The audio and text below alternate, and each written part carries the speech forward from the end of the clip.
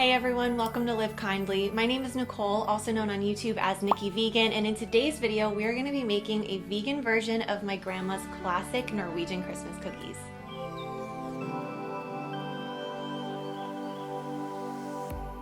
In this video, I'm not only going to show you how I veganized my grandma's recipe, but I'm also going to be teaching you some baking tips that I learned through a lot of trial and error when I first went vegan. I went vegan about 5 years ago and there was a bit of a learning curve, let's put it that way. I made a lot of cookies that were dry and dense and crumbly and kind of flavorless, and I couldn't figure out what I was doing wrong because everyone said just use a flax egg and use it in place of a regular egg, but it never quite worked. If you can relate, let us know in the comments, but I have definitely figured out a couple of very easy strategies that aren't complicated or hard, but they really change the game with baking, and I'm going to show you that in this recipe, as well as how I veganized my grandma's tebrød recipe. So that is what we're making today.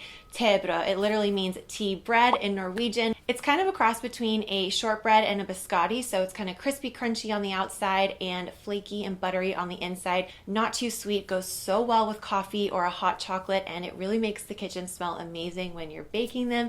So I'm really excited to share this recipe with you. Instead of the butter and the eggs that the original recipe calls for, I'm going to be using vegan butter, and in place of the eggs I am going to use a flax egg, and to make that I'm just going to mix together 1 tablespoon of ground flaxseed and 2 tablespoons of water. I just mix that together and set it aside, and I like to do this before I even get any of my other ingredients out, and that way it has a good 15 minutes or so to really thicken and become gel-like.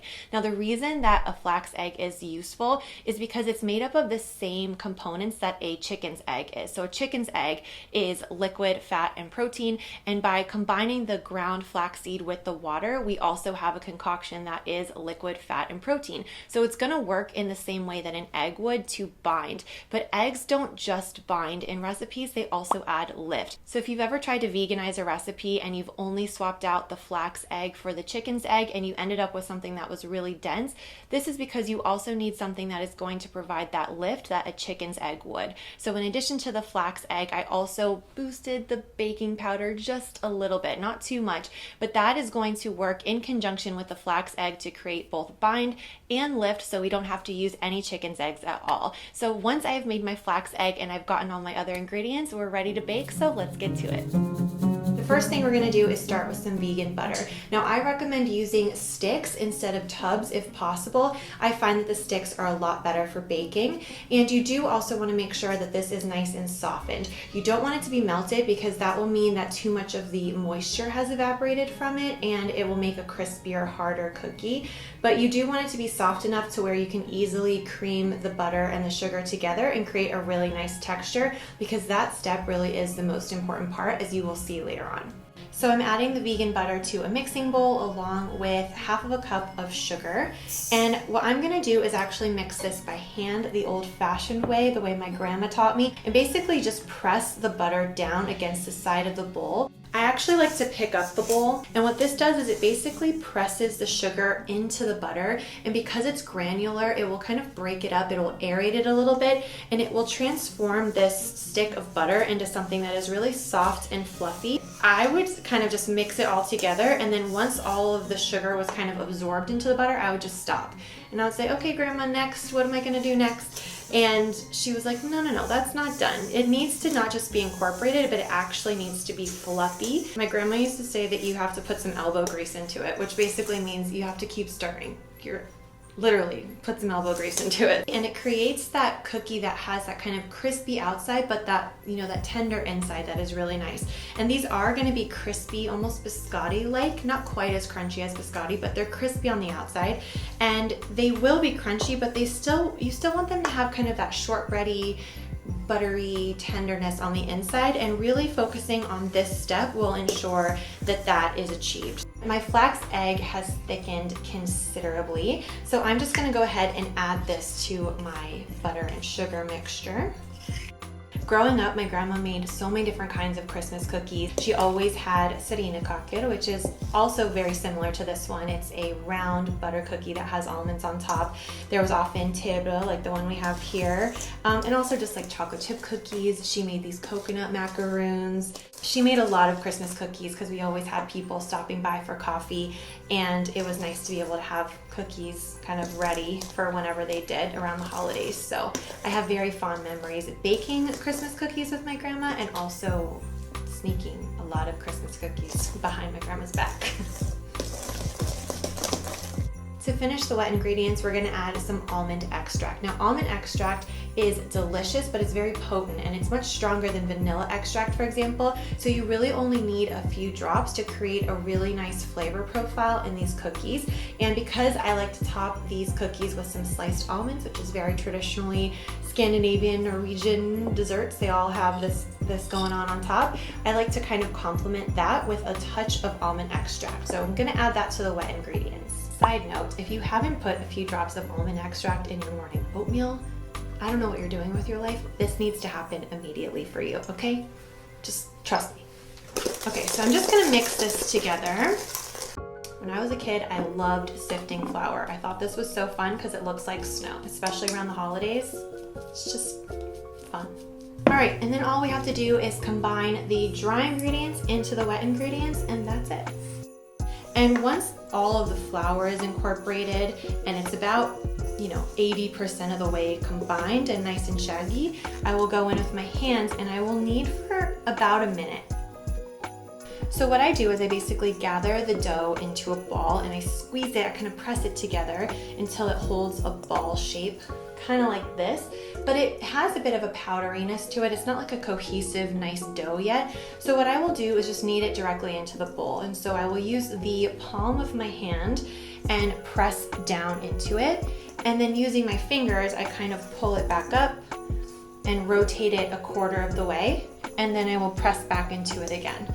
So I basically just turn a quarter of the way, press, pick it up, turn a quarter of the way, and press. By the way, this is just like basic kneading. If you're making pizza dough, really if you're making bread, anything like that, the quarter turn and press is kind of a universal technique, and it works really well. You can actually feel the difference in the dough beneath your hands once it's ready. The flour starts to hydrate and it just becomes a lot more cohesive. It kind of looks a little glossier and it becomes a lot more pliable. And it's really cool to actually be able to see and feel that the flour is properly hydrated and that the dough is ready. And it just has a little bit more like structure to it. And it's cool that just about a minute of kneading can totally transform this dough into something entirely different. And it's the kind of step that you might think that you can skip, but if you don't do this, the texture is just not going to be right. And this really is what takes a good cookie to a great cookie. It's these little details, especially when working with really simple ingredients. Per my grandma's recipe, we're going to split the dough in half, and you can already see it looks so like, oh, it looks like shortbread already. It hasn't even been baked yet. So I just roll it into a log, and then I'm just gonna press down the tops a little bit, and then you can bake it just like this if you want. My grandma used to brush the tops with egg whites. I'm not gonna use egg whites, but I am gonna use a little bit of soy milk, and I kind of just brush the top a little bit, and this is gonna create a nice sheen, give it a tiny bit of golden brown color, but also it helps the almonds or the sprinkles stick, which is very important. For the topping, we're gonna add some sliced almonds. Sliced almonds are very traditional in Scandinavian desserts. You will see them on cakes, really on cookies, everything. They're kind of everywhere. And these really nicely thin pre-cut almond slices that you can buy at the store are really great because they have a slight crunch, but they're still more delicate than a hand-chopped almond. Use what you have, but sliced almonds are pretty traditional, so that's what I'm gonna use.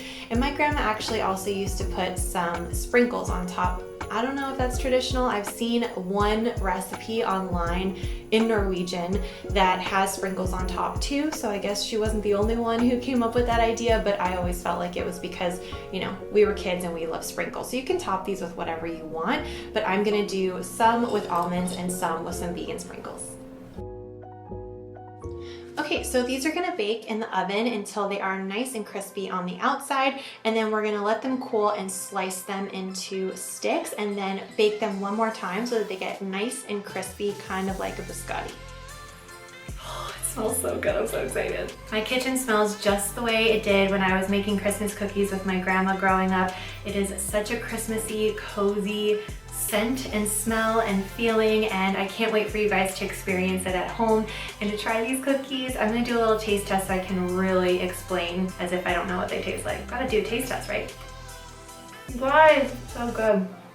There's so many amazing textures going on in this cookie because the outside is crispy and crunchy, but the inside is kind of like buttery, and it really does have such a nice buttery flavor because that salt really brings out that buttery richness. And it's just slightly sweet. It's got a little hint of almond in the background. So it's crunchy and crispy, but it's not hard. There's a difference. And so this is perfect on its own with a glass of almond milk or oat milk, or you could dip it into your coffee or hot chocolate. I hope you guys enjoyed this video. If you are not subscribed to Live Kindly, go ahead and hit the subscribe button and stay tuned for a lot more at-home recipe content coming your way. We want to know if you would make this recipe or what kind of recipes that you like to make around the holidays. So let us know in the comments, and we hope you have a happy holiday season. Bye everyone.